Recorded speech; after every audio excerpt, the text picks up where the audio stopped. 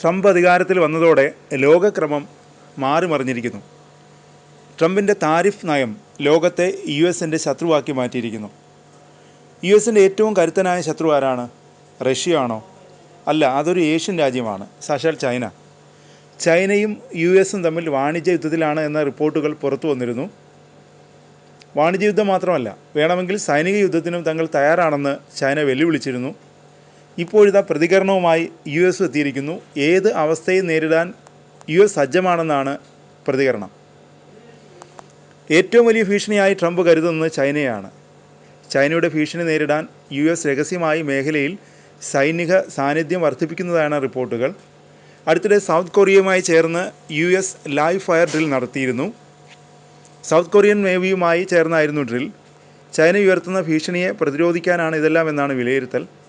North Korea ഉയർത്തുന്ന ഭീഷണിയും യുഎസിന് നേരിടേണ്ടതുണ്ട്.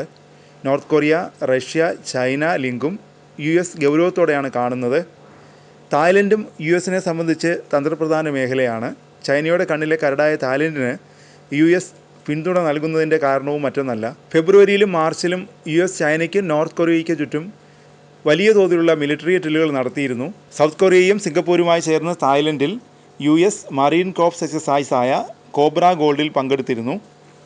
രണ്ടാം ഊഴത്തിൽ ട്രംപ് എങ്ങനെയാണ് ചൈന ഉയർത്തുന്ന ഭീഷണി നേരിടുക എന്നതാണ് ലോകം ഉറ്റുനോക്കുന്നത്. ഇറാനും റഷ്യയും ചൈനയും തമ്മിലുള്ള കുറുസഖ്യവും യുഎസിൻ്റെ ഉറക്കം കെടുത്തുന്നുണ്ട്. ചൈനയിൽ വെച്ച് ഇറാനും റഷ്യയുമായി ചേർന്ന് ചൈന ചർച്ച നടത്തി. നിലവിലെ ലോകക്രമത്തിൽ ചർച്ച സുപ്രധാനമാണെന്നാണ് വിലയിരുത്തൽ. ചൈനയിലെ ബീജിങ്ങിൽ വെച്ചാണ് 3 രാജ്യങ്ങളും തമ്മിലുള്ള ഉദ്യോഗസ്ഥതല ചർച്ച നടത്തിയത്. വിവിധ വിഷയങ്ങളിൽ ചർച്ച നടത്തിയെന്നാണ് വിവരം. ന്യൂക്ലിയർ പോളിസിയും ചർച്ചയിൽ ഉൾപ്പെടുത്തിയിട്ടുണ്ട്. ഏറെ നിർണായകമാണ് ഈ 3 രാജ്യങ്ങൾ തമ്മിലുള്ള കൂട്ടുകെട്ടും ചർച്ചയും. 3 രാജ്യങ്ങളും യുഎസിനെതിരായ നിലപാട് സ്വീകരിക്കുന്നവരാണ്. അതുകൊണ്ട് തന്നെ യുഎസിന് ഈ ചർച്ച പ്രാധാന്യമുള്ളതാണ്. റഷ്യയോട് ട്രംപ് അടുക്കാൻ ശ്രമിക്കുന്ന സാഹചര്യത്തിൽ പ്രത്യേകിച്ചും. ഇറാനെ കൂടെ കൂട്ടാനുള്ള ശ്രമം ട്രംപ് നടത്തിയിരുന്നു. ന്യൂക്ലിയർ പോളിസിയുമായി ബന്ധപ്പെട്ട് ചർച്ചയ്ക്ക് തയ്യാറാണെന്ന് ട്രംപ് ഇറാനെ അറിയിച്ചിരുന്നു. എന്നാൽ ഇത് സംബന്ധിച്ച് ട്രംപ് ഇറാന് കത്ത് നൽകിയിരുന്നു. എന്നാൽ ട്രംപിൻ്റെ കത്തിനെക്കുറിച്ച് തനിക്ക് അറിയില്ലെന്നായിരുന്നു ഇറാൻ്റെ പരമോന്നത നേതാവ് ഖമേനിയുടെ പ്രതികരണം.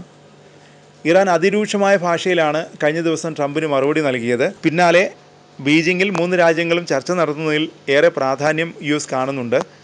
യുഎസുമായി ഒരു കരാറിനും ഇല്ല എന്നാണ് ഖമേനി തീർത്തു പറഞ്ഞത്. ഇറാൻ കരാറുമായി മുന്നോട്ട് പോയില്ലെങ്കിൽ സൈനിക നീക്കത്തിന് പോലും മടിക്കില്ലെന്ന ട്രംപിൻ്റെ ഭീഷണിയോടും ഖമേനി പ്രതികരിച്ചു. ചർച്ചയെക്കുറിച്ചാണ് ഇറാനിൽ ഉള്ളവർ പോലും പറയുന്നത്.